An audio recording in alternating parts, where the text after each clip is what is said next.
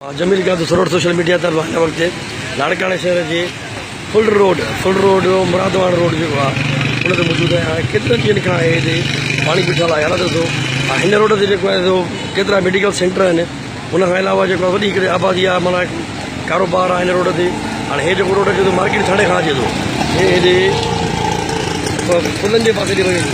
वॾा medical centre आहिनि ऐं ॿियो बार शाह शमशीर जी मज़ार आहे। हालत ॾिसो केॾी हालत ख़राबु आहे शहर जी। केतिरा ॾींहं थी विया आहिनि उहो ई वही न आहे लाड़काणे जो। हिकिड़ी लाहौर हिमालय जी हिननि 10 साल में पुल ठाही आहे। उन पुल खे जेको आहे सोशल मीडिया ते चवंदो त असां लाड़काणे खे सोनो करे छॾियो, लाड़काणे खे हीअं करे छॾियो। हालांकि इहा VIP पुल आहे ऐं ठाही बि सिंगल अथव। उन में बि तव्हां हुनखे ॾिसी ईंदव त को बि पुल जो हुनजो मयार बि कोन्हे। पर अफ़सोस इहो आहे त वरी कहिड़ा लाड़काणे साईं सवारिया माण्हू ऐं पुल ॾिसी वरी उहे बि ख़ुदि इहो ई चवनि था त बाबा वरी लाड़काणे में तरक़ी थी आहे। हाणे तरक़ी लाड़काणे हीअ आहे, असुल तरक़ी लाड़काणे हीअ अथव। तव्हां हे ॾिसो जिते माण्हू रहनि था, जिते माण्हुनि जा कारोबार आहिनि, जिते माण्हुनि जी माना इहे हालत था ॾिसो। असुल लाड़काणे जी हालत जेका बुरी आहे उहा हीअ आहे। हीअ असुल लाड़काणो हे आहे। इहे जेके पुलियूं जेके VIP जेको माना पंहिंजे सफ़र लाइ कहिड़ी ख़ुदा बख़्श पहुचण लाइ या मिसाल आहे शहर जे गहमा गहमी बचण लाइ उन्हनि टाइम उन्हनि सां को फ़र्क़ु नथो पए। हक़ीक़त हे आहे त जेको असुल शहर आहे लाड़काणो, उन सां जेको 10 सालनि में हिननि जेको असरु कयो आहे उहो तव्हांजे साम्हूं आहे।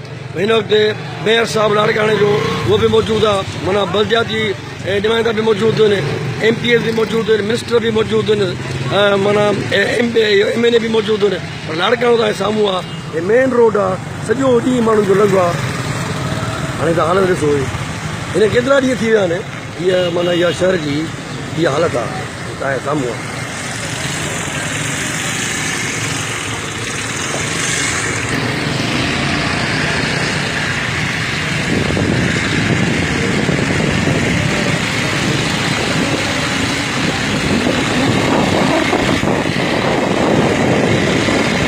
लाड़काणो शहर शहीद जंहिंखे असां शहीद थियल शहर चवंदा आहियूं।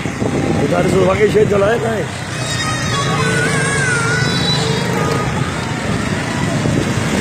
कोई वाई न आहे लाड़काणे, तमामु सुठो तरह ख़राबु आहे। हेॾी माण्हुनि जे लॻे जा रस्ता ॾिना आहिनि माण्हुनि जा।